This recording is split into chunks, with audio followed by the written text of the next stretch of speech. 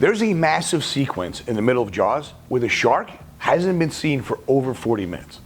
No fin, no teeth, no John Williams doing his thing, just two barrels bobbing silently on the surface of the water.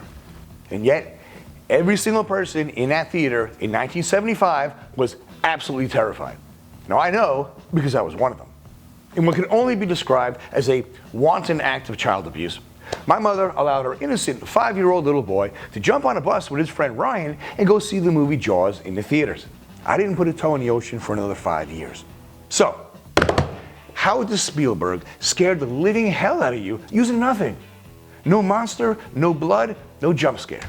The answer to that question is the single most valuable thing I can teach you.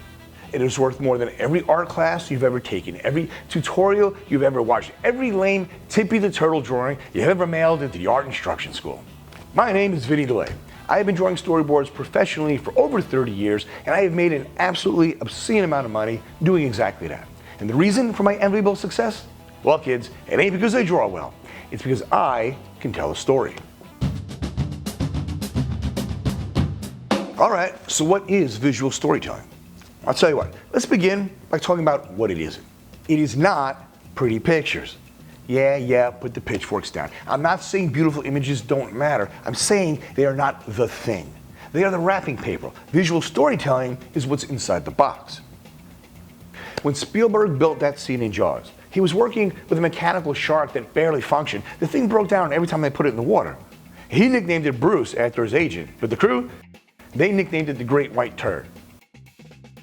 So, Spielberg, backed into a corner, made his objectively one of the most terrifying films in cinema history by hiding the shark. Think about what that means for a second.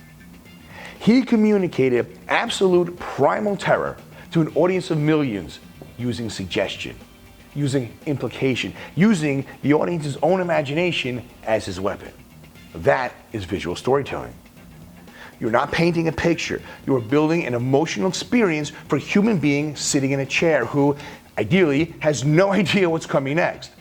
Your job, every frame, every cut, every camera angle, is to control exactly what that person feels and when they feel it. That's it. That's the whole game. Now, how do we actually do that? Let's talk about three things, three specific tools that separate the artists who work from the artists who don't. The first one is establish, then disturb. Every great visual sequence starts by making the audience feel safe. You show them something familiar, something readable, something that just makes sense. Then you pull the rug out from under them. Now, this is not a film theory thing, this is a human brain thing. The brain is a prediction machine. It is constantly trying to figure out what's going to happen next so it can prepare. And when the images on screen match what the brain predicted, you relax. But when it doesn't, something happens in your chest. Now, Hitchcock, he understood this better than anyone alive. In Psycho, the shower scene, it doesn't start with a knife. It starts with Janet Leigh, alone, safe, washing her hair. It's normal, almost mundane. He holds on that normalcy just long enough that your brain exhales. Then the curtain moves. Your job as a visual storyteller is to build that exhale deliberately. You have to earn the disturb. Rush to the scary part first, and nobody cares, it's just noise. Give them the safe thing first, hold it, then take it away. The second tool is give the audience more information than the character has. This is called dramatic irony, and Alfred Hitchcock explained it better than anybody ever could. He said, listen, imagine you got two people sitting at a table having a conversation about baseball. Fairly boring. Now, imagine there's a bomb under the table and the audience knows it, but the two people don't. Now, that same conversation about baseball is unbearable. Nothing changed in the scene. Same dialogue, same actors, same table. The only difference is what the audience knows. Now, in practical terms, this means thinking about your frame as it's a piece of information being handed to the viewer. What do you want them to know that the character in the frame does not know? Because the moment you can answer that question, you've got tension. For free, without doing a single extra thing. The third tool in your newly acquired arsenal is silence. And not just audio silence, visual silence. An empty frame. a held shot, a moment where nothing moves and nothing changes and you just let it breathe. Directors are absolutely terrified of silence. Editors are terrified of silence. There's this pathological need that a lot of filmmakers have to fill every frame with emotion, every moment with something happening, every second with forward momentum, and it kills stories dead. Because silence, that's where the audience catches up with their emotions. You show your audience something devastating, then you cut immediately to the next thing. The audience, they don't feel anything because you didn't give them room to feel it. They're already processing the next image before the first one landed. Stanley Kubrick was a maniac about this. Go watch 2001: A Space Odyssey. Watch how long he holds. Watch how much of that film is essentially nothing happening. People fidgeting in zero gravity, hallways, a door. And that nothing, it's the most unsettling 2 hours you will ever spend in a movie theater. The silence is the story. Now, I want to circle back to that Jaws thing for a second, because it wraps all three of these together in a way that I find genuinely impressive. Spielberg opens the sequence with two guys rowing up to a pier in a tiny boat. Notice how slowly they're moving. That's intentional. It's meant to pacify you. They're taking their sweet-ass time getting there, almost lazily drifting up to the dock. Now we've arrived at the dock, and we're watching these two guys execute their dumbass plan. We watch them hook a holiday roast, My wife's holiday roast. Don't worry about it. tie the chain to a section of the pier, lash the other end to an inner tube, and toss the whole rig into the water. Two grown men attempting to catch a 25-foot man-eating great white shark with a piece of meat that's supposed to feed the family on Sunday. It is blue collar. It is comedic. It is Spielberg establishing normalcy. Then we cut to Brody sitting at home flipping through a picture book filled with gruesome, terrifying images of shark attacks. The scene looks like a quiet character beat, but it isn't. It is a weapon being loaded. Because as quiet as this scene may feel, it's actually a critical ingredient to the entire formula. Without you even realizing it, Spielberg is aggressively priming your brain. You're watching one terrifying image after the next, and on a subconscious level, you're connecting it with these two guys in the pier.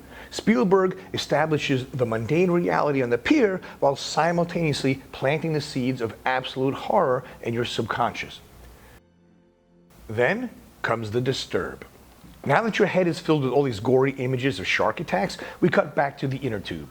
It bobs.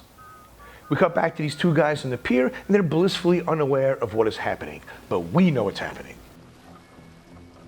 Suddenly, the chain unravels on the deck. The men jump up, getting excited, realizing that they've caught something. They walk out onto the edge of the pier.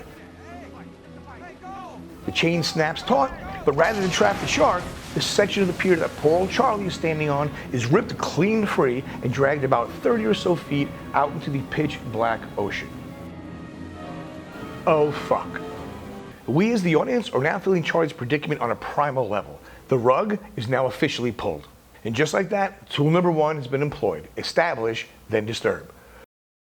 Charlie starts swimming back. He knows he's in trouble. Charlie is fully aware he is swimming for his life. But Charlie's also an overweight, middle-aged man who likely doesn't do a whole lot of swimming. This is not Michael Phelps. And then the detached chunk of pier stops in the water, slowly turns 180 degrees, and for the first time during the scene, we start to hear the Jaws theme song.